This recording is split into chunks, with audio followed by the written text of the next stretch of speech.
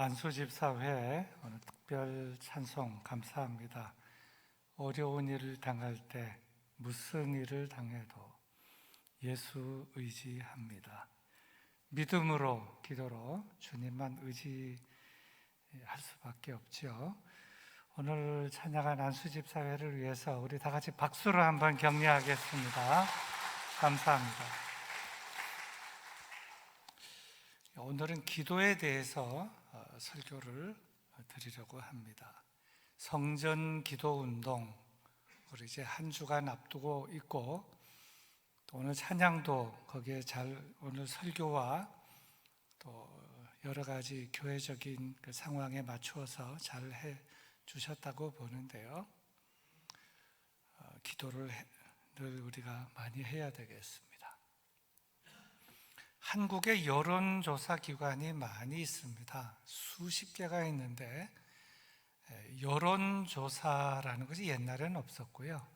약 한 50년 전에 1970년대 초에부터 여론조사 기관이 생기기 시작해서 지금은 크고 작은 수십 개의 여론조사 기관이 있습니다. 여론조사 기관 중에 한국 최초로 설립이 된 한국갤럽이라고 있습니다. 한 50년 됐습니다. 정확하게는 한 7, 8년 정도 됐습니다. 한국갤럽에서 한국인의 종교라고 하는 것을 해마다 조사하는 것이 아니고 어떤 때는 5년마다, 어떤 때는 10년마다 이렇게 조사를 하는데, 이번에 제6차 한국인의 종교라고 하는 것을 조사를 해서 지난주에 2021년도를 조사한 내용을 발표를 하면서 지난 40년 동안에 한국인의 그 종교에 대한 그 흐름을 쭉 분석을 해서 발표를 했습니다. 그것을 조금 인용을 하고 오늘 본문을 설교하도록 하겠습니다. 그 내용을 보면 참 의미 있는 그런 그 도표가 있는데요. 이제 종교 중에서 한국인의 종교 중에 개신교, 기독교를 말하지요. 장로교, 감리교, 성결교 뭐 이런 여러 가지가 있는데, 개신교와 불교와 천주교 이렇게 이제 나누어서 봅니다.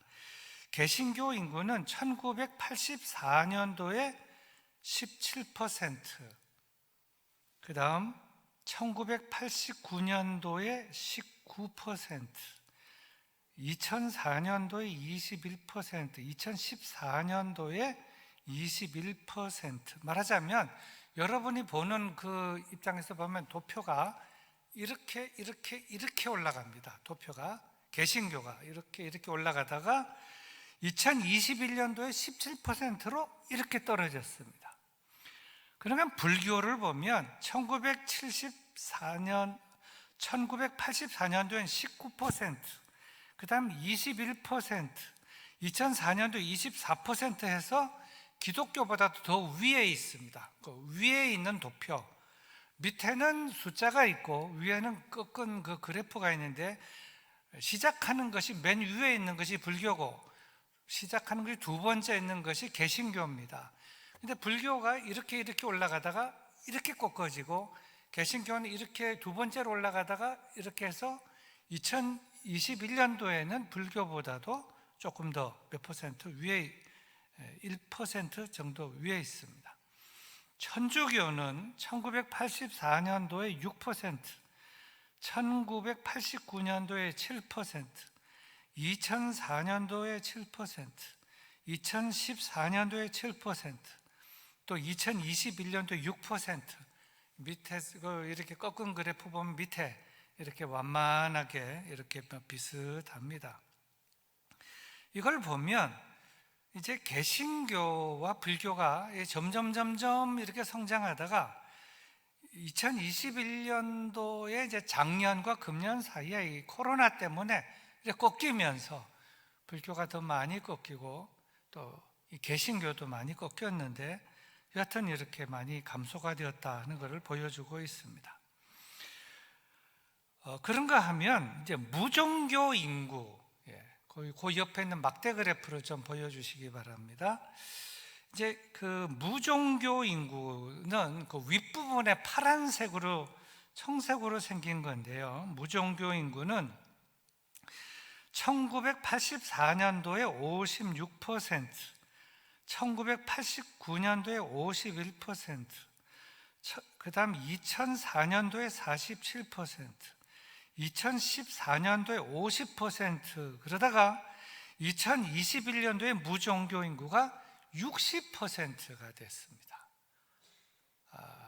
종교에서 나와가지고 나는 종교 활동을 안 하겠다, 이렇게 된 겁니다.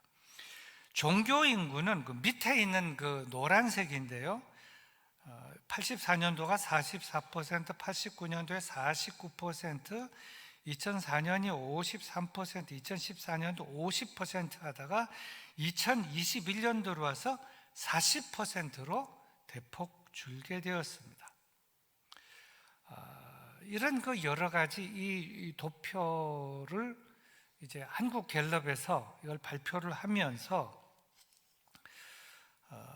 여기에 대해서 이제 몇 가지 이제 그 외에 분석과 해석을 내놓았습니다. 도표는 이제 안 보여주셔도 되겠습니다. 종교 인구를 살펴보면 남성보다 남성은 한 34% 종교 생활을 하고 여성은 56%가 종교 생활을 하고, 젊은 층보다 나이가 든 고령층일수록 종교 생활을 더 많이 한다, 이렇게 분석을 해 놓았습니다.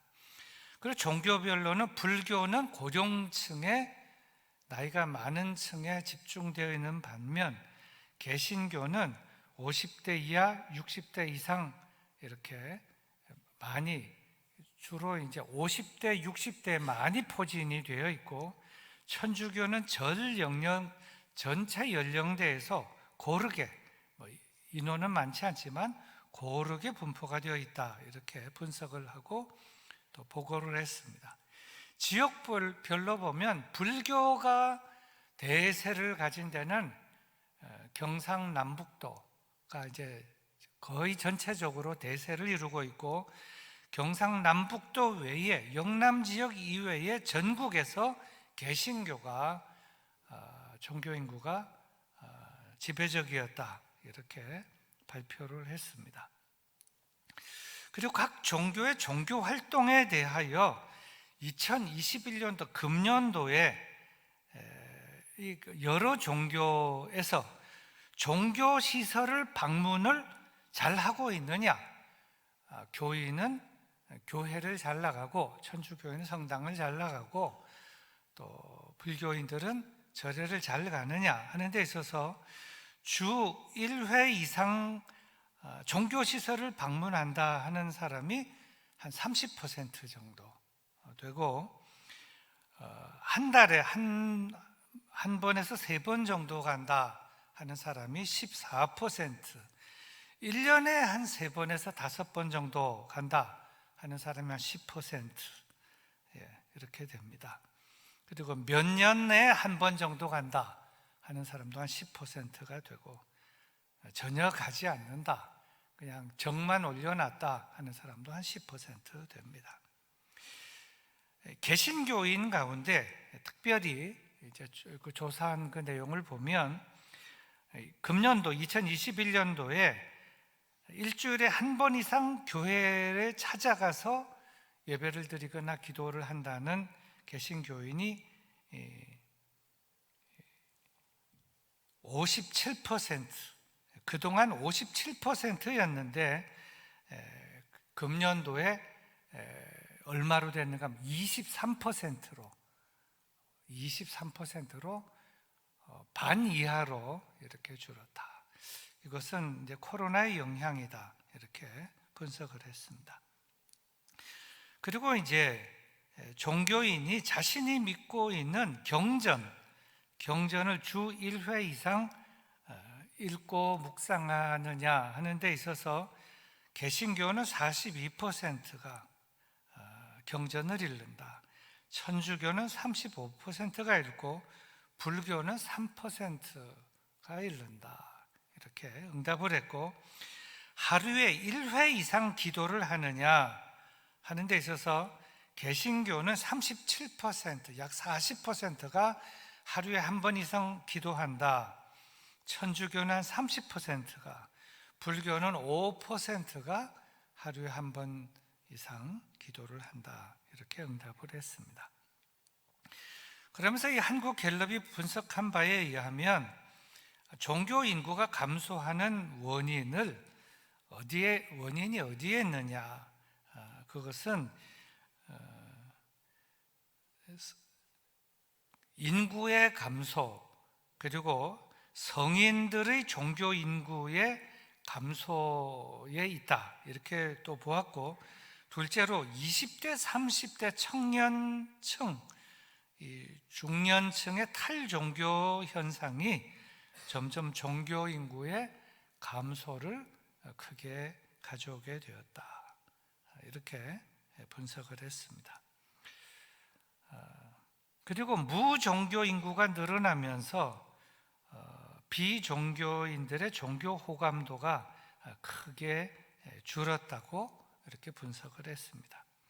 이런 여러 가지 그 현상을 볼 때 왜 이런 일이 일어나게 됐나? 무종교 인구가 이렇게 60% 정도 이렇게 많아지게 되었느냐? 이것은 종교나 교회에 대한 기대치가 떨어지기 때문이다. 기대에 못 미친다. 종교는 종교다워야 하고 교회는 교회다워야 한다. 그리고 교회가 교회답다 하는 것은 교회를 다니는 사람들이 교회만 다니는 것이 아니라 교회를 다니고 신앙생활하는 것 못지않게 저들의 삶이 정직하고 깨끗해야 하고 성결하고 거룩하고 일반 사회의 다른 사람들의 본이 되어야 하는데 교회만 다니지 세상 사람들하고 똑같다. 본이 되는 삶을 살지 않는다. 교회만 다니지 싸울 거 다 싸우고 성질 낼 거 다 성질 내고 사회 사람들하고 크게 다를 바가 없다. 그럴 바에는 교회를 또 종교 생활을 왜 하느냐? 이렇게 이제 분석이 나온 것을 보면서 교회 다니고 신앙생활 하는 우리가 이 삶 속에서 말씀대로 살고 실천하는 일이 얼마나 중요한가 하는 것들을 깊이 깨닫게 됩니다. 그러면서 이제 오늘 드리고 싶은 말씀은 이렇게 이제 이 한국갤럽에서 이렇게 조사도 하고 분석도 했지만 여기서 분석이 안 되는 것, 사회가 모르는 것이 있는데 가장 중요한 것, 교회가 가지고 있는 가장 중요한 핵심은 복음인데 그 복음이 예수 그리스도이다. 이거는 조사로 되어지는 것이 아니고 오늘 이 말씀이 바로 그러한 부분을 다루고 있기 때문에 오늘 이 말씀을 좀 나누려고 하는 것입니다. 오늘 그 말씀의 제목을 보면 베드로와 요한이 못 걷게 된 일을 고치다, 이렇게 이 문단을 시작하면서 1절 앞에 이렇게 소제목이 있습니다. 그 1절에 이렇게 시작을 합니다. 제9시 기도 시간에 베드로와 요한이 성전에 올라갈 때 제9시 기도 시간이다. 기도 시간이다 하는 겁니다. 기도 시간. 기도 시간이 되었다. 율법에 의하면 모든 하나님의 백성은 이제 구약부터 내려오는 그 전통입니다. 거룩한 전통. 모든 하나님의 백성은 하루에 3번은 기도를 해야 된다. 3번. 오전 9시, 낮 12시, 오후 3시 하는 겁니다. 이 3번을 기도해야 한다. 이 3번을 기도하되 오전 9시, 낮 12시, 오후 3시 이제 기도하되 이것이 율법인데 거기 하나 부록이 있습니다. 하루에 3번을 기도하되 그 3번 중에 한 번은 3번 중에 한 번은 성전에 가서 기도해야 된다. 나머지 2번은 있는 곳에서 기도해도 되지만 3번 중에 한 번은 성전에 가서 기도해야 된다 하는 것이 여기에 못 박혀져 있다 하는 것입니다. 자, 그래서 이 제9시 기도 시간에 베드로와 요한이 어디 가서 기도해요? 성전에 올라갈세. 제9시 기도 시간에 성전에 올라가서 이제 기도한다는 겁니다. 9시 기도 시간에. 그러니까 이 베드로와 요한은 율법에 따라서 정규적으로 기도하는 사람이었다 하는 것을 우리는 알 수가 있습니다. 자, 그런데 이제 2절을 보면 나면서 못 걷게 된 이를 사람들이 메고 오니 그랬습니다. 나면서 못 걷게 된 이, 태생적으로 못 걸어, 한 번도 나면서부터 걸어본 적이 없습니다. 한 번도 걸어본 적이 없어요. 한 번도 걸어본 적이 없으니까, 걸어본 적이 없는 사람은 뛰어본 적도 없는 것입니다. 나면서부터 한 번도 걸어본 적이 없어요. 그러니까 걸어본 적도 없으니까 뛰어본 적도 없는 사람입니다. 그런데 2절 보면 이렇게 설명이 되어 있습니다. 나면서 못 걷게 된 이를 사람들이 메고 오니 이는 성전에 들어가는 사람들에게 구걸하기 위하여 날마다 미문이라는 성전 문에 두는 자라. 미문, 아름다울 미자의 문문자입니다.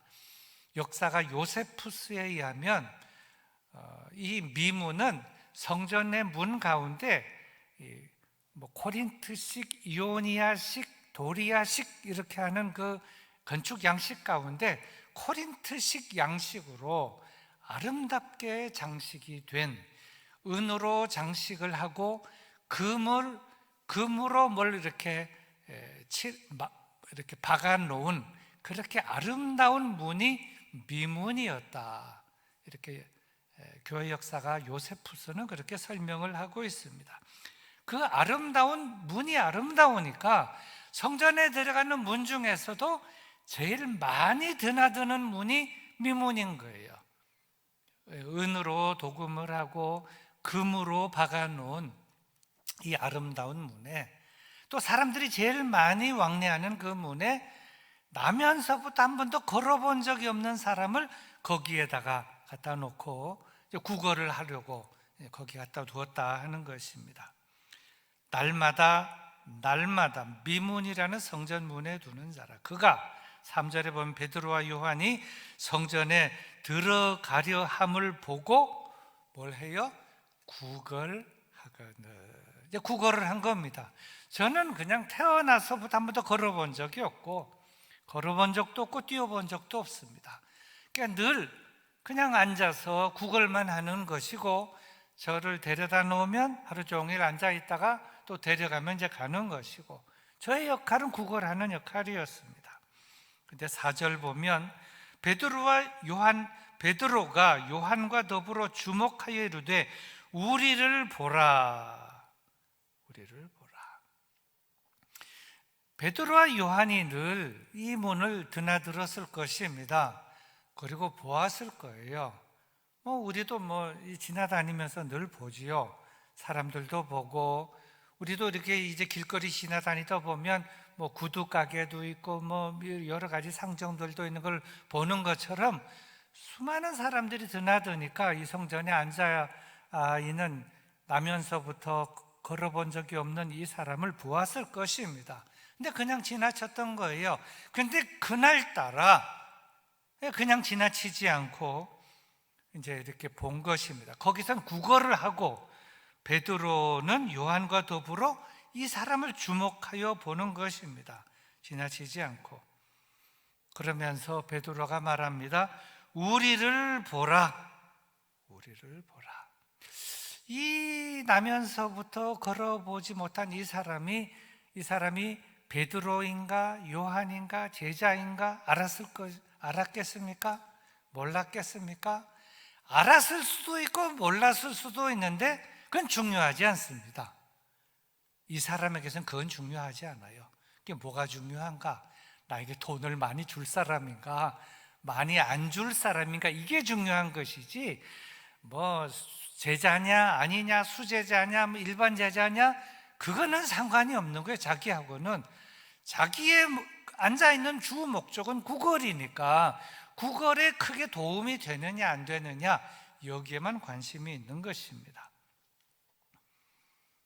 그런데 이 나면서부터 못 걷게 된 이 사람은 나이가 얼마 정도 되느냐, 사도행전 4장 22절 보면 나중에 다 낫게 됐는데 나이가 40여세가 되었다. 40여세라면 40. 사도행전 4장 22절을 보면 40여세가 되었다. 40여 년 동안, 40여 년이 세월이 지났어요. 오래 했습니다. 수많은 사람들을 지나다니는 사람들을 봤어요. 딱 보면 압니다. 이 사람은 나에게 동전 줄 사람, 이 사람은 나에게 1,000원짜리 줄 사람, 이 사람은 한 번씩 나에게 10,000원씩 주는 사람, 이 사람은 교회는 오래 다니고 지체도 있지만 한 푼도 안 주는 사람, 딱 보면 알아요. 도사지요. 40여 년 됐으니 다 알지 않겠습니까? 여기 앉아갖고 사람 보고, 또 사람이 자기 딱 주면 감사합니다 하고, 또 그 사람 얼굴 바라보고 기억하고 그것만 이때까지 했는데, 그런데 이제 베드로가 요한과 더불어 주목하여 보면서 우리를 보라, 우리를 보라. 그러면 이제 그 사람이 어떤 생각을 갖겠어요? 뭘 주려나 보다, 그런 생각하지 않겠어요? 그냥 주면 되는 것이지 뭘 우리를 보라 말라 그러느냐, 이렇게 생각할 수도 있는데, 하여튼 우리를 보라 그러니까 이제 보게 되었을 것입니다. 오늘은 참 좋은 날이나 보다. 우리를 보라. 베드로 혼자 있으면 나를 보라 그랬을 텐데 베드로와 요한이 우리를 보라 그랬습니다. 근데 베드로가 우리를 보라 그래 놓고는 주머니에 손을 넣었다가 뭘 꺼내주는 것이 아니고 말로만 합니다. 그것이 6절에 있습니다. 베드로가 이르되 은과 금은 내게 없거니와 내게 있는 이것을 내게 주노니 그랬습니다. 사실 5절에 보면은 이 나면서 한 번도 걸어본 적이 없는 사람에서 이렇게 설명을 하고 있어요. 그가 그들에게서 무엇을 얻을까 하여 바라보거늘, 무엇을 얻을까 하여 바라보고 있습니다. 그런데 은과 금은 내게 없거니와 난 돈은 없어. 우리를 보라 해놓고 나는 아무것도 없어. 그러니까 아무것도 없구나, 그런 생각이 들지 않겠습니까? 기대했지만 실망이로구나, 그런 생각이 들었을 것입니다.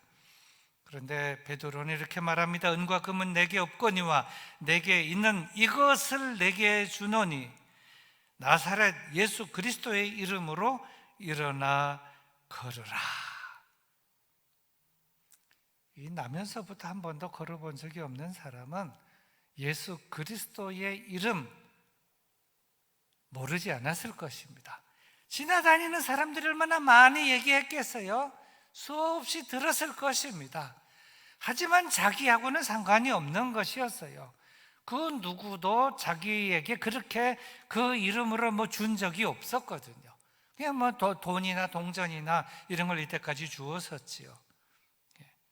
그런데 나사렛 예수 그리스도의 이름으로 일어나 걸으라. 아마 이 사람이 중얼거렸으면 돈이나 주지 뭘 예수 그리스도의 이름으로 일어나 걸으라 왜 그러느냐 중얼거렸을는지도 모릅니다. 하지만 그런데 그 다음에 놀라운 일이 일어났습니다. 아주 놀라운 일. 그 다음에 7절을 보면 오른손을 잡아 일으키니, 오른손을 잡아서 당기고 일으켰습니다. 자, 이 상황을 그랬을 때 지금 베드로와 요한이 이렇게 했을 때 사람들이 주위에 좀 구경하는 사람이 생기지 않았겠습니까? 평상시하고 다른 상황이 지금 전개가 되고 있는 거예요. 이때까지는 동전을 주거나 지폐를 주고 지나가고 이랬을 터인데 얘기를 하고 우리를 보라, 우리를 주목하라, 그리고 또 이 사람은 또 이렇게 쳐다보고 무엇을 줄까 해서 바라보는데 은과 금은 내게 없거니와 예수 그리스도의 이름으로 말하노니 일어나 걸으라 하고 손을 잡아서 땡기는 거를 주위에 있는 사람들이 보게 된 겁니다. 일어나 걸으라 그랬는데 못 일어나면 어떡하나, 그래 염려하는 사람도 있을 것이고, 베드로는 그랬는데 옆에 요한도 그런 생각했을런지도 모릅니다. 또 이 사람 본인도 나는 태생적으로 한 번도 걸어본 적이 없는데 나보고 일어나라고, 일어나서 걸으라고, 그 말이 이게 가능한 말인가?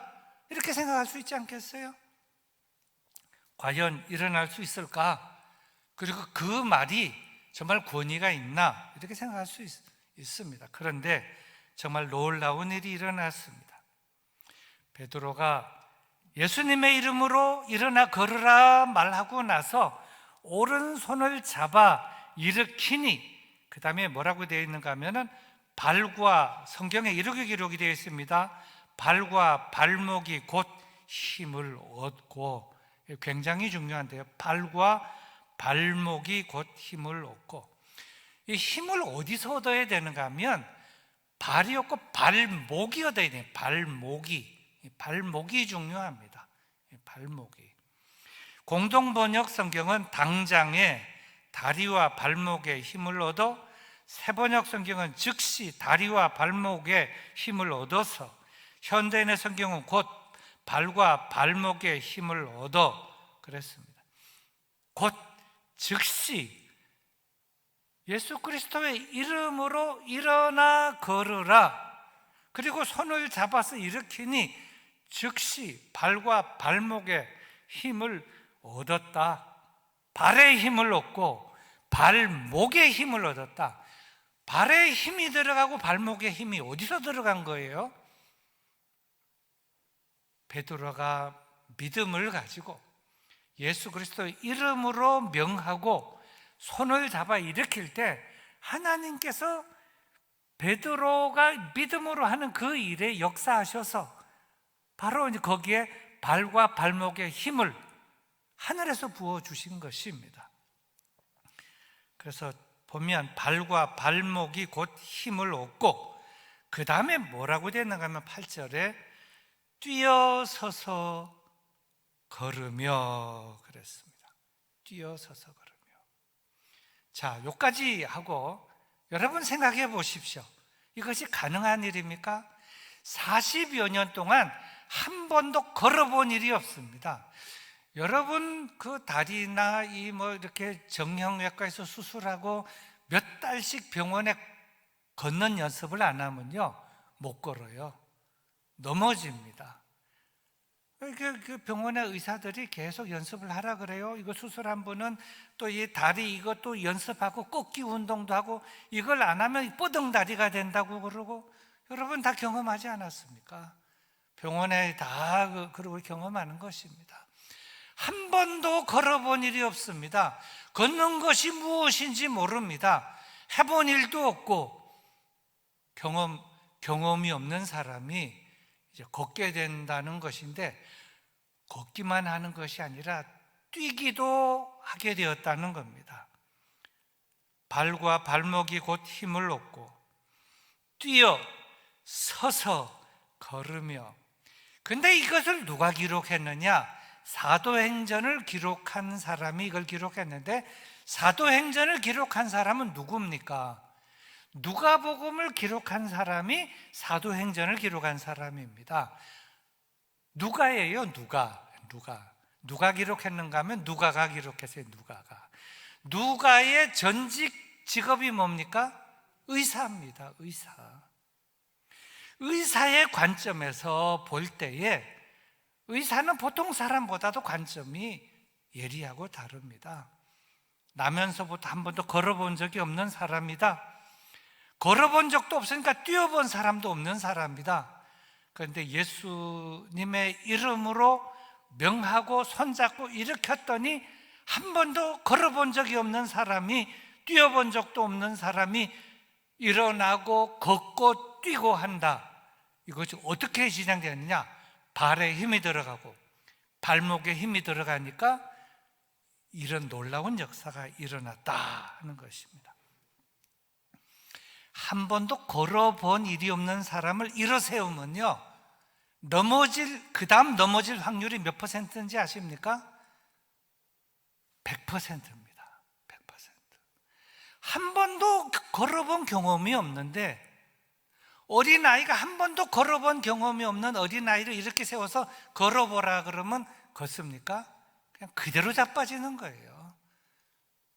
그냥 무릎팍이 저기 다치고 그렇게 되는 것이죠. 근데 한 번도 걸어본 경험이 없는 자가 걷고 뛰고, 이것이야말로 놀라운 역사이고, 이 누가복음과 사도행전을 기록한 이 전직 의사인 누가의 눈에 비친 이 사건은, 이것이야말로 이건 하나님의 역사가 아니고는 설명할 수 없는 일이다. 그런데요, 이것보다 더 놀라운 일이 일어난 것입니다. 자, 뒤집어 놓고 봅시다. 여러분 성경책 보지 말고 저를 보세요. 여러분 자신이 태어나서 한 번도 걸어본 일이 없습니다. 나는 평생 한 번만 걸어봤으면 좋겠다 그랬는데 이때까지 동전만 받고 살아왔어요. 그런데 이렇게 베드로와 요한이 우리를 보라, 우리를 주목하라, 은과 금은 내게 없거니와 나사렛 예수 그리스도의 이름으로 명하노니 일어나 걸으라고 손잡고 탁 당겼더니 일어났고 걷고 뛰고 그랬습니다. 그럼 그 다음에 어떻게 해야 돼요? 감사합니다, 감사합니다. 저 같으면 감사합니다, 감사합니다. 무릎을 꿇고 절할 수도 있고 살해도 하고 그래 해야 되지 않겠습니까? 당연한 것이죠. 사람이라면 마땅히 그래야 됩니다. 그런데 이 사람은 이 일이 어떻게 돼서 이렇게 됐는지를 알았습니다. 비록 성전 미문에 앉아 있어 갖고 성전에 들어가서 찬송도 안 부르고 설교도 못 듣고 기도도 못 하고 그런 사람인지는 모르지만 40여 년 동안은 성전 미문에 있었기 때문에 다 듣고 알고 있어요. 이것이 누가 무슨 힘으로 어떻게 일이 된 것인지, 베드로와 요한이 나에게는 은과 금은 내게 없거니와 나사렛 예수 그리스도의 이름으로 명하노니 일어나 걸으라 그랬을 때 저가 한 것이 아니라 하나님이 했다는 것을 제가 알았다는 거예요. 그래서 이 사람은 일어나 걷자마자 베드로와 요한에게 넙죽 절하고 고쳐줘서 고맙습니다, 평생 이 은혜 잊지 않겠습니다 한 것이 아니라 하나님을 찬송했다는 것입니다. 이것이 또 놀라운 일이요, 아주 놀라운 일입니다. 어떤 면에서는 베드로와 요한이 섭섭했을는지도 모릅니다. 아니 내가 이렇게, 근데 베드로와 요한 섭섭해하지도 않습니다. 저들이 한 것이 아니니까. 이 역사는 누가 일으킨 거예요? 하나님이 하신 거라는 거 저들은 알고 있어요. 섭섭할 필요도 없고 섭섭해서도 안 되는 겁니다. 저들은 잠시 도구로만 사용했을 뿐 모든 역사는 하나님께서 하신 것이다. 자, 그런데 이제 이 일이 일어나고 나니까 보세요. 9절 보면 모든 백성이 그 걷는 것과 하나님을 찬송함을 보고 그가 본래 성전 미문에 앉아 구걸하던 사람인 줄 알고 그에게 일어난 일로 인하여 심히 놀랍게 여기며 놀라니라. 이걸 바라보면서 많은 사람들이 놀라고 하나님을 찬송하는 걸 보면서 복음이 드러나게 되었고 하나님의 역사가 아주 높이 드러나게 되었고 심히 놀라면서 큰 충격과 도전을 받게 되었다. 이게 복음이 편만하게 번지게 되었다 하는 것입니다. 자, 이제 오늘 말씀을 마무리하겠는데요. 자, 이런 일이 일어났을 때, 자, 이 사건이 나면서부터 한 번도 걸어본 일이 없고 뛰어본 일이 없는 사람이 이제 일어나게 되었습니다. 걷게도 되고 뛰게도 되었습니다. 누가 놀랐겠습니까? 당사자가 놀랐겠죠. 당사자가 얼마나 놀랐겠어요. 야, 내가 40여 년 동안 앉아 있었는데 드디어 걷게 되었고 뛰게 되었구나. 그리고 하나님을 찬송한 것입니다. 그다음 또 누가 놀랐겠어요? 베드로와 요한이 놀랐겠죠. 베드로와 요한은 사실은 사도행전 1장, 2장 거쳐오면서 지금 3장입니다만은 1장에는 예수님께서 부활 승천하신 다음에 제자들과 또 이렇게 많은 제자들이 모여서 합심 기도하고, 그리고 또 가룟 유다 대신에 한 사람 마띠아도 뽑고, 그리고 나서 또 2장에 가면은 베드로가 또 설교도 해서 3,000명이 회개하고 뭐 이런 일이 있었습니다. 이런 일도 참 대단한 일이었지만, 그리고 나서 이제 베드로와 요한이 두 명이 팀이 되어 가지고 이렇게 일어나 걸으라. 사실 믿음으로 이렇게 한 것인데 딱 일어나 걷는 것을 보면서 지금까지 베드로의 이때까지 역사 속에 이런 일이 일어났다는 거 얼마나 놀라운 일인가. 본인도 굉장히 놀랐을 것입니다. 아마 속으로 이 생각을 했을 것입니다. 역시 예수 그리스도의 이름이 능력이 있구나. 예수 그리스도의 이름이 능력이 있다. 바로 예수 그리스도의 이름이 능력이 있고 예수 그리스도의 이름이 복음이로구나. 이거를 그 마음에 아마 깊이 깨달았을 것이라고 봐집니다. 여러분, 제가 신방하면서도 그 얘기 들어요. 이번 주간에도 그 얘기 들었습니다. 꿈 중에 뭐가 나타나고, 사탄아 물러가라. 예수 그리스도의 이름으로 명하노니 물러가라. 제가 이렇게 하라고 그랬어요. 그렇게 해야 됩니다. 예수 그리스도의 이름으로 명하노니 물러가라. 그럼 물러가요. 그냥 깨끗하게 물러가요. 제가 전에도 꽤 오래됐습니다만은 우리 교인들 중에서도 꿈 중에 이렇게 뭐가 하늘에서 싹 내려오면서 나에게 절하라. 근데 예수님 비슷한 사람이 하늘에서 나풀나풀 이렇게 내려오는 거예요. 자기가 이제 꿈속에서 보니까 예수님 곁에서 이렇게 하려다가 이제 이거 아닌 것 같은데, 그래서 이제 제가 그런 꿈을 꿨다고 얘기를 해서 제가 그 다음에 상담을 했습니다. 다음에 그런 일이 있거들랑 당신이 나의 주님이시거든 손에 십자가에 못 박힌 못자국을 보여주십시오. 그렇게 얘기하라고 그랬습니다. 그 다음에 또 꿈을 꾸게 됐는데 똑같은 꿈을 꾸게 됐어요. 근데 손에 십자가에 못 박힌 못자국을 보여주십시오 했더니 손을 싹 뒤로 감추더니 뾰롱 하고 이렇게 싹 날아가고 없어지더라는 거예요. 아, 큰일 날 뻔했구나. 사실은 우리가 이제 이게 많은 경험을 하는데 이런 일을 이제 경험을 하는 것입니다.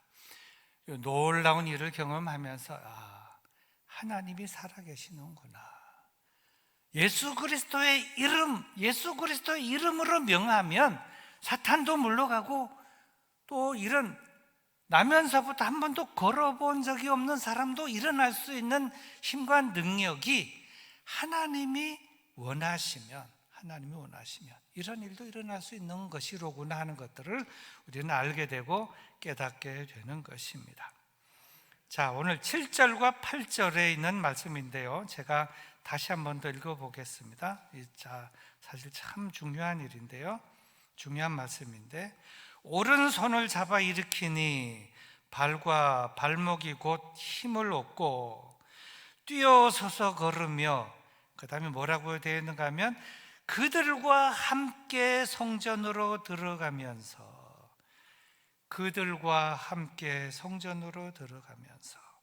걷기도 하고 뛰기도 하며 하나님을 찬송하니. 얼마나 행복하겠습니까? 태어나서 한 번도 걸어본 일이 없는 사람, 성전의 미문에 앉아서 40여 년 세월을 했는데 늘 동전과 지폐만 받고 있었는데 은과 금은 내게 없거니와 우리를 주목하여 보라. 예수 그리스도의 이름으로 명하노니 일어나 걸으라 하며 손을 잡아 일으키니 저가 발과 발목에 힘을 얻고 저들과 함께 성전으로 들어가면서 성전에 들어가면서 걷기도 하고 뛰기도 하고 없지만 웃기도 하고 할렐루야도 하고 그러면서 들어가지 않았겠어요?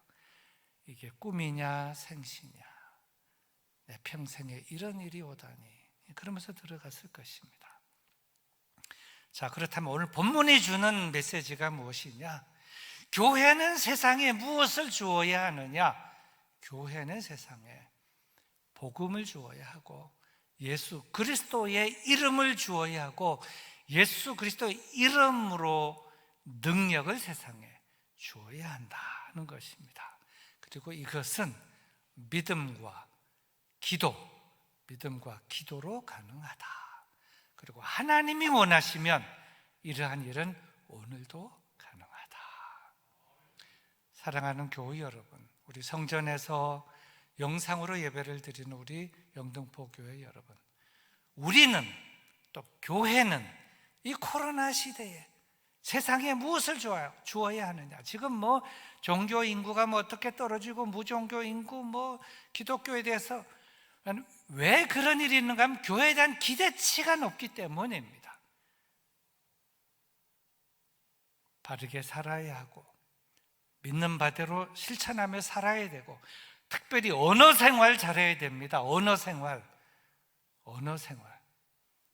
함부로 남의 말하지 말고 욕하지 말고 사람 무시하지 말고 서로 상대방을 존중하고 성결하고 거룩하고 구별된 생활을 하고 정직하고 성결하고 거룩하게 살도록 애를 쓰고, 그래서 세상 사람들이 볼 때 우리는 세상에 살고 더럽고 악하지만 그래도 너희들은 우리보다 낫다 이렇게 해야 되지, 뭐 교회만 다니는 것밖에 없지 뭐 말하는 거, 행동하는 거, 욕하는 거, 싸우는 거 우리하고 똑같다 그래가지고는 뭐가 기대치가 있고 교회 왜 다니려고 하느냐.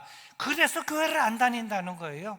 한국갤럽에서 조사한 그 분석에 의하면 교회 다닌다고 해도 세상 사람하고 똑같은데 그 교회 다녀가지고 우리보다 나은 게 무엇이냐, 오래 다니는 사람이 더 그렇다 뭐 이렇게 나오니까 이게 어려워진다는 거죠. 여러분, 한국갤럽 제6차 이 종교 이거 조사 여러분 보세요. 다 지금 다 나와 있습니다. 뉴스에. 거기 보면은 쇼킹한 내용이 많이 있어요. 우리가 많이 깨달아야 됩니다.